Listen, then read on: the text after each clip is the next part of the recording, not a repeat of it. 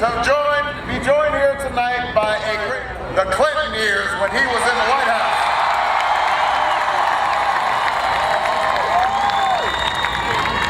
Now, before I move on, there are just a couple of other acknowledgments that I've got to make. First of all, one of the finest United States senators we have and one of the finest gentlemen that I know, not to mention he's an astronaut. I mean, it's cool being president, but being an astronaut, that's something else. So please give a big round of applause to your own Senator Bill Nelson and his wonderful wife, Grace Nelson. I haven't seen her, but I heard she was here, and I want to acknowledge her, your wonderful Congresswoman Corrine Brown.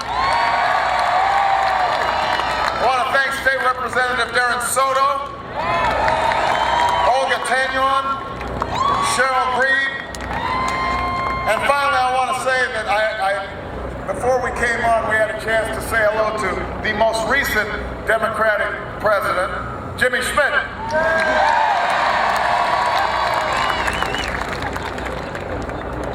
Now, you know, when you listen to Bill Clinton, you are reminded of what it's like to have a president who is engaged, who's passionate, who's smart, who reaches out, who's inclusive instead of divisive, who has energy, who has vision.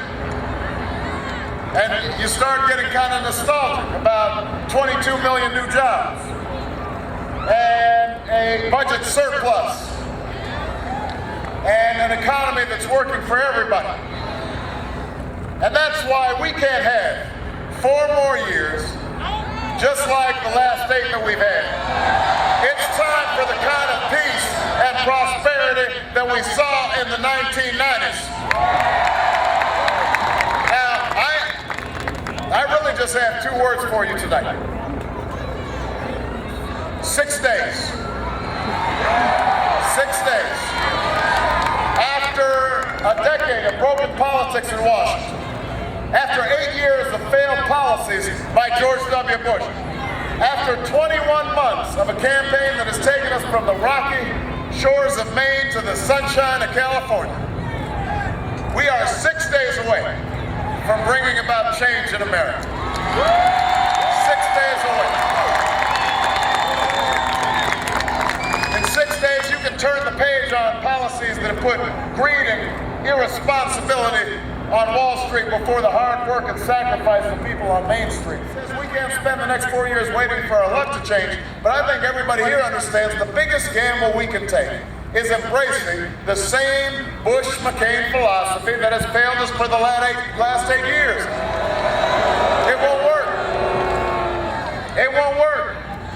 It's not changed when John McCain wants to give $700,000 tax cuts to the average Fortune 500 CEO. It's not changed when he wants to give $200 billion to the biggest corporations, or $4 billion to the oil companies, or $300 billion to the same Wall Street banks that helped get us into this mess. It's not changed when he comes up with a tax plan that denies 100 million Americans a penny of tax relief. That's not changed. The average American family, they need help. They are desperate. And they can't expect the exact same economic theories to somehow yield a different result. So, look, John McCain's campaign said a while back that, we America's about. It's about seeing the highest mountaintop from the deepest of valleys. It's about rejecting fear and division for unity of purpose. That's how we overcame war and depression. That's how we won the great struggles of civil rights and women's rights and workers' rights. That's how we are going to emerge from this crisis stronger and more prosperous than we were before.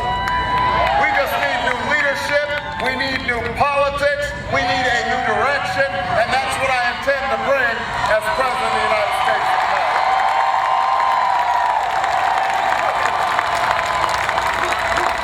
And let me be clear.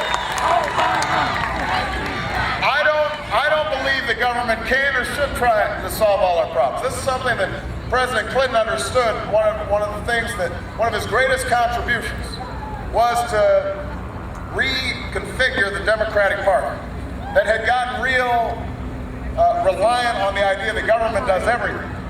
And he restored a sense of office with other people's money that could threaten everybody's livelihood.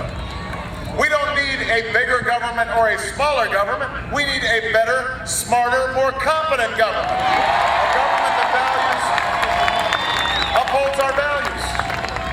We don't have to choose between trying to put a wall around our economy and sending all our jobs overseas. I believe in free trade. It can help all economies grow.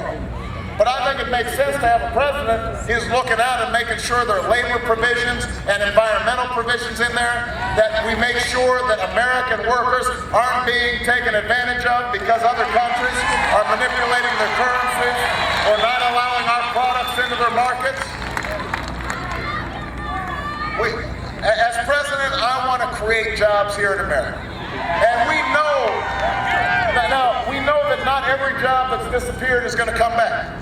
But I tell you what, we can stop giving tax breaks to companies that ship jobs overseas. That's what we've lost in the last 8 years. It can't just be measured by lost wages or bigger trade deficit alone. What's also been lost is the idea that each of us has a role to play. Each of us has responsibilities to work hard and look after ourselves and our families, but we also have a responsibility to each other. That's what's been lost, our sense of common purpose, of higher purpose. That's what we need to restore right now. So yes, the government's going to lead on energy, but everybody here has responsibilities to become more energy efficient. I'm going to invest more money in our schools, but every parent has the responsibility to turn off the TV set and make sure your child is doing their homework. And you know what? All of us have a responsibility to debate our positions passionately, but to also summon the strength and grace to bridge our divisions. All of us, white, black, Hispanic, Asian, Native American, young, old, rich, poor, Democrat, Republican, gay, straight, disabled, not disabled, we can't afford to be divided anymore.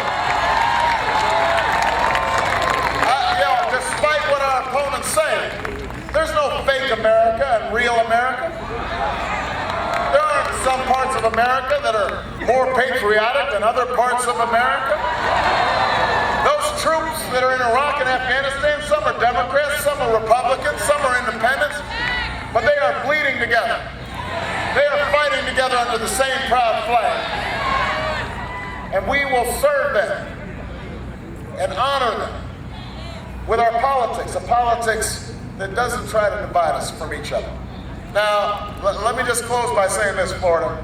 We can do this. I've seen it happening in this campaign. We can see it in this crowd today. Look how far back it goes. Look how far back this crowd goes. At a midnight rally. And this is not a testimony to me, it's a testimony to you. This is what's been happening all throughout this campaign for 21 months. I have seen people lining up around the blocks to cast their first vote.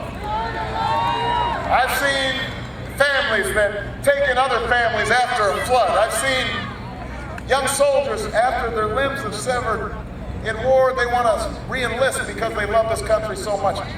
I've seen what's best in this country. And that's who we need to be right now. But I can't do this by myself. Don't believe for 1 second that this election's over. Don't believe 1 second in these polls. Power concedes nothing without a fight. We are going to have to work over the next 5 days like our lives depended on it. Because our futures depend on it. Our children's futures depend on it. We are going to have to struggle. We're going to have to knock on doors. We're going to have to make phone calls. We are going to have to do everything in our power. And if we do, I promise you, we will not just win Florida. We will win this general election, and you and I together, we're going to change the country, and we're going to